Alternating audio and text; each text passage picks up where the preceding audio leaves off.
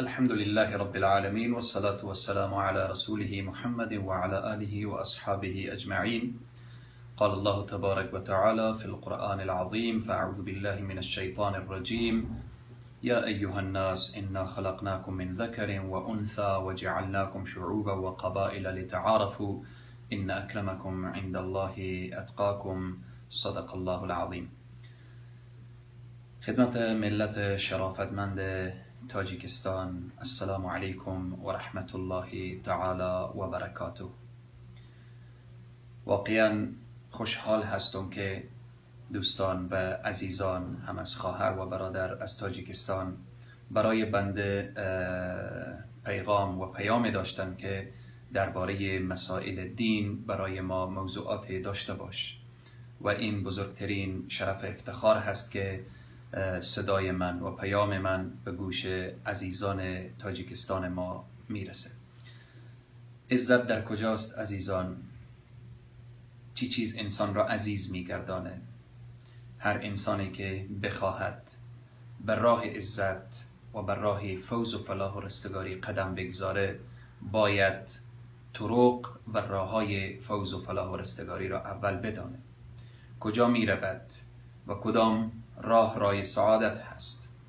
الله سبحانه و تعالی در کلام حمید و مجید خود میفرماید: و ان هذا صراطی مستقیما فاتبعوه ولا تتبعوا السبل فتفرق بكم عن سبیله.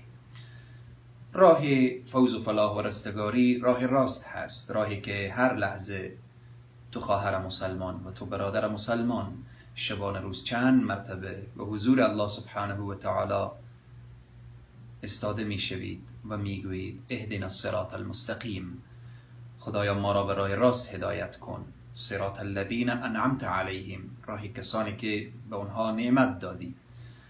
این راه فوز و فلاح و رستگاری، راه هدایت و خوشبختی که هر روز از الله من و شما سوال میکنیم، این کدام راه است؟ راهی که قرآن این آیه مبارکه را در سوره نساء تفسیر میکنه. این راه راست کدام راه است؟ این راهی که من و تو هر لحظه و در هر نماز از الله طلب میکنیم، آن راهیه که انعم الله علیهم من النبیین و الصدیقین و الشهداء و الصالحین و حسن اولئک رفیقا. پس راه فوز و فلاح و رستگاری اینه که انسان در راه انبیا قدم بگذاره، در راه صالحین و در راه شهدا و در راه انسانهای نیک و شایسته. پس وقتی ما دانستیم که راه فوز و فلاح و رستگاری راه انبیا و صالحین و شهدا و صدیقین هست، پس باید زندگی ما زندگی همچون انبیا و صدیقین و صالحین بشه. پس امیدواریم که انشاءالله در پیام‌های بعدی و کلیپ‌های بعدی ملت شرافتمند تاجیکستان که واقعا ملت مسلمان، ملت دین دوست و آنهای هم که به بیراه رفتن، اگر بی‌حجاب شدن، اگر خدای نخواسته نافرمانی الله را کردن، من مطمئنم که پیام الهی به اونها نرسیده.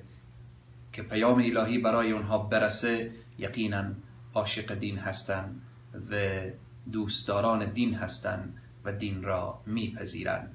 از همه فرهنگ ها والاترین فرهنگ اسلام هست، فرهنگ قرآن هست، فرهنگ دین هست. پس ما با چنین فرهنگ غنی و اصیلی که داریم نباید دنبال فرهنگ های فرسوده غرب و دست نشانده های غرب برویم. بناهن باید تمام برنامه ما برنامه دین باشه، لباس ما لباس دین باشه، زندگی ما لباس زندگی دین باشه. همان شعار ابراهیم علیه السلام: ان صلاتی و نسکی و محیای و مماتی لله رب العالمین. همه برنامه های ما باید به خاطر الله و سرچشمه از قرآن و سنت رسول صلی الله علیه و سلم بگیره. انشالله تا پیام های بعدی که به خاطر فوز و فلاح و رستگاری ملت تاجیکستان و سایر عزیزانی که این پیام را میشنوند، همه شما عزیزان و بزرگواران را به خداوند کریم و رحیم می سپارم. و السلام علیکم و رحمت الله